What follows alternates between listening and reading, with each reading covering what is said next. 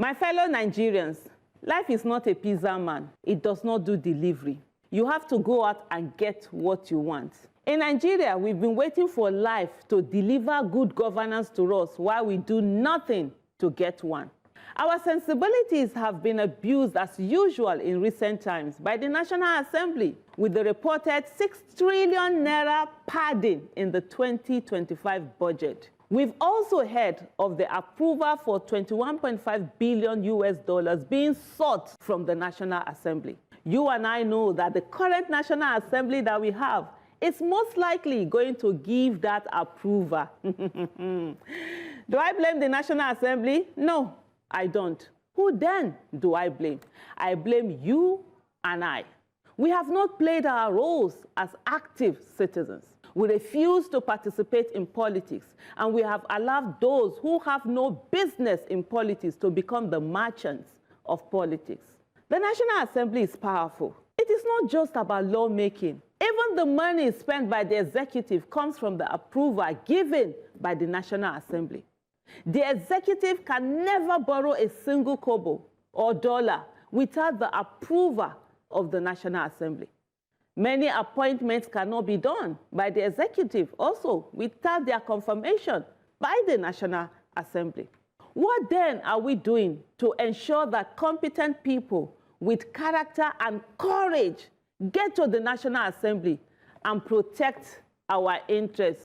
Can we begin to shop for competent candidates we can send to the National Assembly? Those that will safeguard the interests of Nigeria. We can help them with their campaigns, donate monies for their campaigns, and ensure we hold them accountable when they get into office. We need those that will checkmate the excesses of the executives and not be rubber stamp and mouthpiece of the executive. If the people in every state in Nigeria decide to send 10 competent lawmakers to the National Assembly, we can begin to clean up the mess that is currently Nigeria. My fellow citizens, are we ready to do this? Chinua Achebe said that the biggest challenge we have in Africa is a crisis of leadership. So while I agree that the people, I agree with you. It's the people that make up INEC, but at the end of the day, you can isolate it from the leadership. Leadership of INEC, leadership of the state, subnationals, national, and all that. At the end of the day, leadership, it's a very, very important point because only one person gets to be a leader, all right, in institutions and all that. We have to start to look at, which is where I agree with you that we have to start to look at the system in which we produce these leaders that go into the National Assembly and make laws that impact all of us, whether we like it or not. Now, the early part of your advocacy says, if the people in every state in Nigeria decide to send 10 competent lawmakers to the National Assembly, we'll begin to clean up the mess. The question is that it's not the people that decide to send 10 competent, it's the parties. So I know you will tell me that, oh, the people in the parties now, we should all get into the party. And that's why Jaja said we should all get into the party. But the reality right now is that the party is like a social club. It's like a private club of people. And whatever they present to you is what you are going to take. And so if they present, an armed robber, you take an armed robber. If they present, a fraudster, you take the fraudster. The process of bringing about that change is what we must critically look at. When we say the people, we generalize it, and then we make it like, okay, everybody starts, okay, which of the people, is it you or me or whatever? We have to look at first the process to which these people are brought in. The party system. The party system. APC, PDP, AMPP, all those PPP or whatever, that system itself, we have to look at it and tell ourselves, is it producing the people that we're looking for to make this change in National Assembly? Sometimes when we talk about Nigerians, and you're like, oh, this is how Nigerians are a certain way. I see Nigerians are how they are because of the system they find themselves in. Nigerians are not the worst people on earth.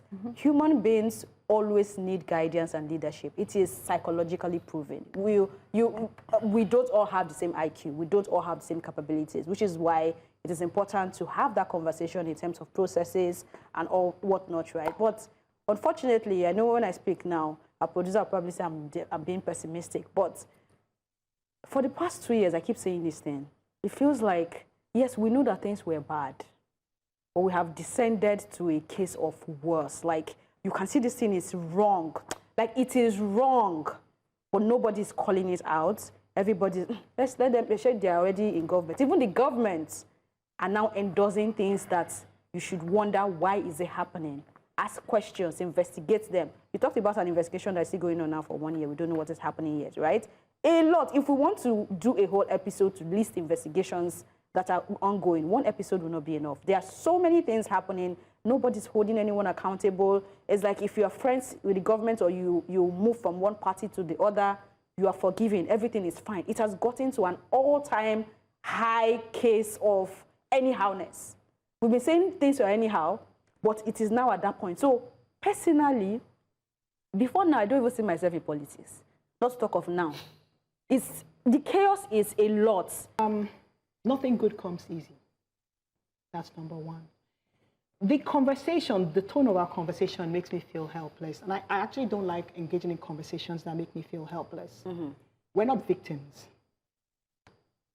And we've got to recognize that we are not victims. Whatever is happening to us is because we've allowed it to happen to us. We're in a deep hole, but it doesn't mean there's no way out. So, for example, Aisha has brought up an advocacy and has said this is what we can do because the how is critical. Otherwise, there's no point having these conversations. We just sit down, we talk, navel gaze, and then we all go out. So I think we can start by holding House of Rep members accountable for their decisions or non-decisions. So sorry to cut you, right? I love action steps, even at work, right? So I'm going to give you action steps. Let's take all these things. There is a current ongoing trending case on street lights and the amounts that has been padded in by, I don't know now if it's the Senate or the House, all of them, Sha. How do we practically start from that? If I walk into the office of I don't go there, but if I walk into the office of my senator, he will stand up. If I walk into the office of my House of Reps member, he will stand up. They are trying to cut me to be their friends because of the way that I have put myself, not because I have money or I have political clout or people following me, but you know that you can't try nonsense where this young man is. He will call you out. So that is the kind of mentality that I have. But I don't know why this younger generation of people, because some of us are already tired. I don't have the kind of bandwidth that Aisha has that I will consistently call out government and all that. Some of us are already getting tired. So if you're already tired, why are you looking for younger people? No, it's their turn. Let me not come. If you stay on the message, they can find it, but they will know that people are watching. And that's what we need Nigerians to do. So the first thing that I'm going to say is that people don't take responsibility. So when you talk about the fact, you say there's a process, and the process, they're not working. Parties will bring candidates. What responsibility are we taking as citizens to say, this party, if you don't bring in the right candidate, we will not vote for you irrespective? We don't do that.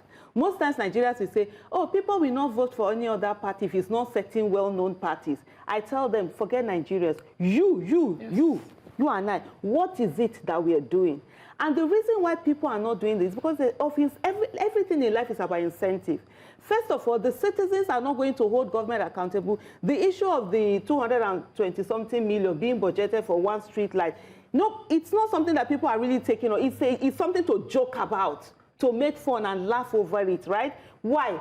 At the end of the day, that person knows that when he has problem, he will call every one of you here.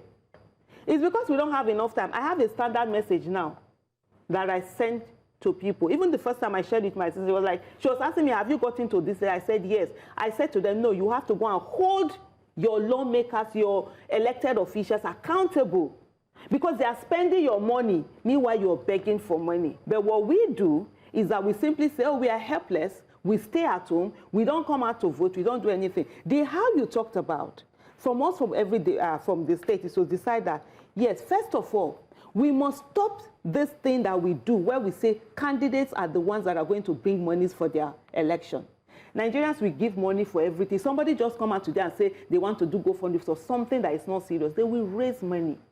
But when it comes to election, they won't. So what then now happens is that people who have stolen our commonwealth, right, continue to perpetuate themselves or their stooges. They will send them in. And the people who send them in are the people they're going to work for. For fellow citizens, we are in this together for better if we act, and for worse if we continue to form spectators. We do.